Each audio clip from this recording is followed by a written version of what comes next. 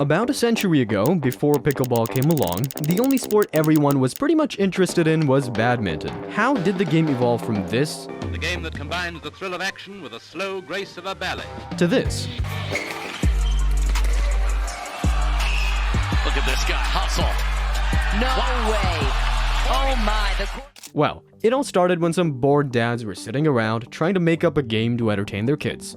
Usually, badminton was often played in the same spaces, particularly on outdoor courts. In fact, the creators of pickleball initially set out to create a game that could be played with their families on a badminton court, but didn't have enough equipment. Then, out of nowhere, they had to improvise with ping pong paddles and a perforated plastic ball, which ultimately evolved into the sport we know today as pickleball. But trust me, this weird little game which looks like tennis, ping pong, and badminton wasn't all that good at that time. I mean, they played with a wiffle ball and a ping pong paddle on a badminton court. The inaugural game was this very ball. Oh, wow. This is the Cosm Fun Ball. You can see it's safety play is the little label on there. And so the bat was around here wherever, but the ball is what they grabbed, Bill Bell and Joe. Yeah, it was basically a sport for people who couldn't decide what sport to play. And even the rules were all over the place. And the name, Pickleball, it was not a snack, not a cooking experiment gone wrong, but a sport. And somehow it stuck. The Pickles version of the naming is that Pickles would run around here in these bushes and grab the ball, so they named it after Pickles the dog. But there's also some speculation that Pickles was born after the game was invented, which would make it impossible. It would. Fast forward to today, and pickleball is legit. We have got proper paddles, actual courts, and tournaments, but one thing hasn't really changed. As always, you still don't need to be athletic to play. Just grab a paddle, whack the ball, and hope for the best. But who even thought of all these in the first place? Right, so it's the summer of 1965, the sun's out, and you have Congressman Joel Pritchard and his mate, businessman Bill Bell, fresh from a round of golf. Well, once upon a time, there were some people that lived on a beach on Bainbridge Island, and an active bunch of people. My neighbor and good friend, Joe Pritchard, we worked together in the envelope business. He was a politician, pure and simple, but he was pleasant about it. Joe was a great American. He was a United States congressman, and he was in the Second World War, as I was too. There were 4 families that were there every weekend. The Browns, the McCallums, the Pritchards, and the Bells. So after coming home from a round of golf, they toddle back to Joel's house looking for a bit of family fun to keep the kids entertained. Their plan? Well, just play badminton, classic choice. Their only problem was that they couldn't find enough rackets. So what did these two geniuses do? They search around, find some ping pong paddles, grab a perforated plastic ball, and boom! They accidentally invented a new sport. At first, they kept the net at badminton height, but soon realized the ball was bouncing off the asphalt like it had somewhere to be. So, down comes the net to a cheeky 36 inches, and suddenly, we have something much more fun on our hands. The following weekend, Barney McCallum joined the game, and by that time, the trio had officially created Pickleball. Well, the aim was to invent a game that the entire family could play even when they were bored out of their minds. They based it on badminton, but with the simple goal of creating a game the whole family could play without breaking too much of a sweat. And so kids were driving the adults crazy. So Joe said, take this paddle and this ball and go up to the badminton court and hit it around. In less than 3 years, pickleball fever had swept the neighborhood, and the first permanent court popped up in the backyard of Pritchard's neighbor, Bob O'Brien. Later on, Joel, Barney, and Barney's son David teamed up with a couple of friends to create Pickleball Incorporated. The following year, they filed their first annual report and trademarked the name Pickleball. It turns out that they started manufacturing wooden paddles and pickleball kits to meet the growing demand. At this point, the random backyard pastime was fast becoming the next big thing.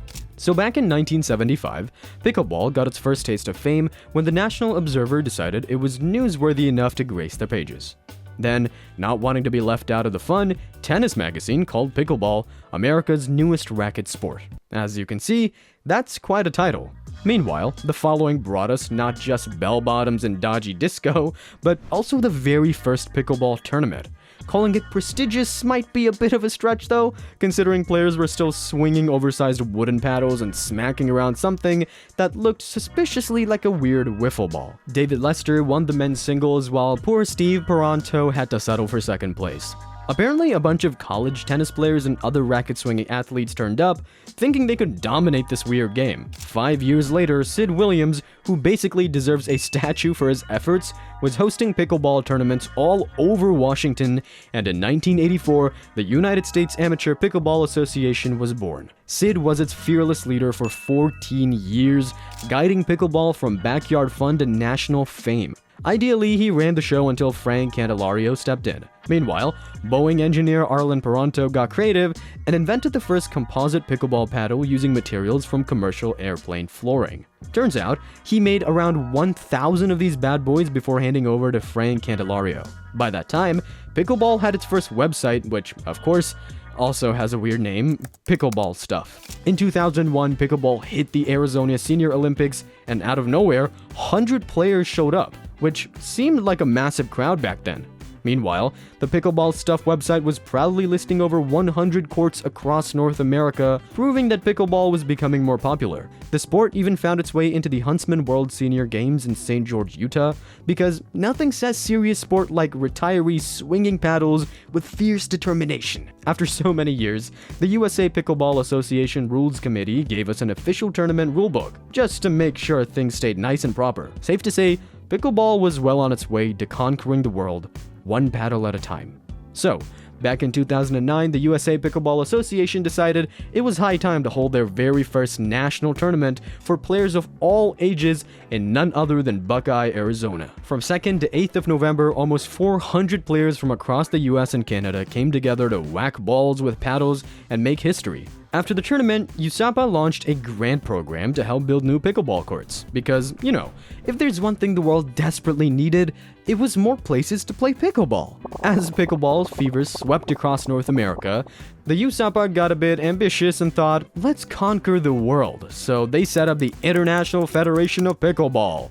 And if you think that is not global domination, I don't know what is. Just 2 years later, the USAPA held their first ever ambassador retreat in Tahoe City, California. Imagine a whole retreat just for pickleball ambassadors. In no time, they rolled out a national referee certification program and even created Pickleball Magazine, the first official glossy magazine for the sport. Meanwhile, the USAPA didn't just focus on building pickleball courts and running tournaments, though. They teamed up with St. Jude's Children's Research Hospital as their national charitable partner and got cozy with the Super Senior International Pickleball Association. It was just a matter of time before the Pickleball Hall of Fame was established, because what is a sport without a place to hail its legends? The inaugural inductees were the big dogs of pickleball: Joel Pritchard, Barney McCallum, Sid Williams, Mark Friedenberg, and Billy Jacobson. If they handed out gold paddles, these chaps would get first dibs. That same year, the world witnessed a 2-hour pickleball marathon broadcasted live on the telly across the nation via CBS Sports Network. Imagine that, 2 hours of pickleball on primetime TV. You just couldn't make it up. Eventually, the US Pickleball Association then got creative, partnering with Desert Champions LLC to rebrand their national championships into the Margaritaville USA Pickleball National Championships. But in 2019, the Margaritaville Nationals went all out with a VIP lounge and massive video screens to keep the spectators entertained. Pickleball was officially a big deal. By 2020, the USA Pickleball Association got a little sleeky, dropping association from their name to just become USA Pickleball, because apparently, the shorter the name, the more legit you are. However, the year 2021 produced some of the most talented Hall of Famers: Yvonne Hackenberg, Gigi LeMaster, and Steve Wong. These guys clearly knew their way around a pickleball court. Today, pickleball has become the sport of choice at community centers, YMCA facilities, and retirement homes across the US. But don't think it's just for retirees. No. The game is booming internationally too, with clubs popping up all over the world. However, if you like this video and pickleball in general, there's a big chance you might want to check out a video about paddle, and how it grew to fame and where it is today.